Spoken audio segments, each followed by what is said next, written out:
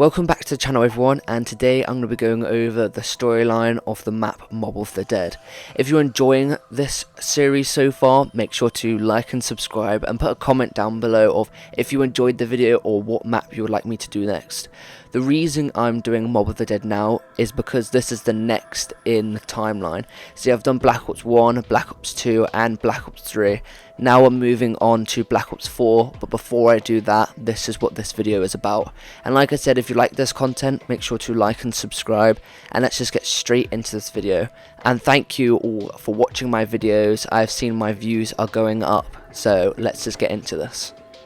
The story starts somewhere around the 1930s. The main characters named Salvatore De Luca, Billy Handsome, Michael O'Leary, nickname is Finn, and Albert Arlington, nickname is the Weasel. They were sentenced to be locked away until they die because of heavy accusations.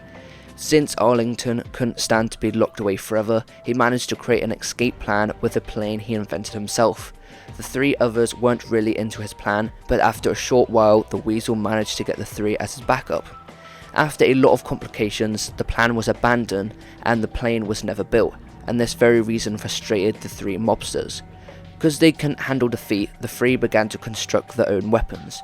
They lured the Weasel onto the roof of the prison, where they attacked him and left him for dead. This happened on the night of December 31st, 1933. That was the reason these three were sentenced to death by electric chair. They were executed on the morning of January 19th, 1934. While flying between living and the actual afterlife, the group of four was sent back to the time of December 31st, 1933 to Alcatraz prison, where zombies have taken over the prison. There's also a lone guard whose name is Brutus. Because De Luca, Finn and O'Leary don't have any memory of the murder they had done or the frustration they had been through where Arlington's escape plan was abandoned, they decided to work together as a team to get out of the prison. As you go through the Easter eggs, you'll have to find the key to the warden's office that will get you the plane parts and all the others. Then you have to feed the dog that is on the wall with the zombies.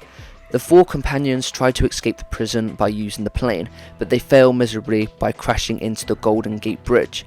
They tried this multiple times to escape Alcatraz, and when they spawn in Alcatraz prison for the third time, they came to mind that they are in fact already dead. It's time to figure something else out.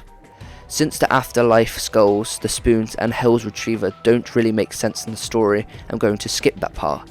Yes, you need them in the story, but no, they don't add anything valuable towards the outcome of this story.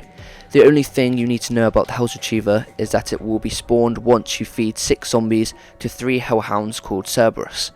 After this step, the three mobsters set their mind to kill the Weasel once again.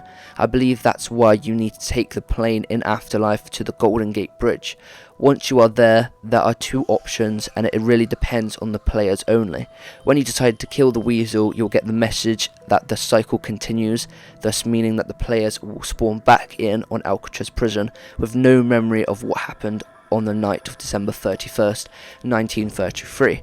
If you guys decide that the Weasel will be the one surviving, it means that the cycle is broken. And there you have it, that is the storyline of the map Mob of the Dead. I am going to be playing some of the guards' quotes in the game. I will play them now. My name is Stanley Ferguson. I was a guard at Alcatraz from 1933 to 1942. Today, I'm going to give you some insight into one of the more interesting tales from the prison's history. Over the decades, Alcatraz has seen more than its fair share of daring escape attempts. However, few were as audacious as the one undertaken by 4 inmates on New Year's Eve, 1933. Thought to be the brainchild of an inmate by the name of Albert Arlington, the outrageous scheme was as unlikely as its mastermind. It's believed that Arlington, aka the Weasel, somehow convinced 3 other inmates that he had devised a foolproof plan to escape the rock. It was a plan that would see them literally taking to the skies on a makeshift aircraft of Arlington's own design. Just how the Weasel managed to convince these hardened criminals that such a plan was even possible remains a mystery to this day. What is known is that no such plane was ever built. Instead, the group's plans for freedom soon descended into bitter argument and infighting.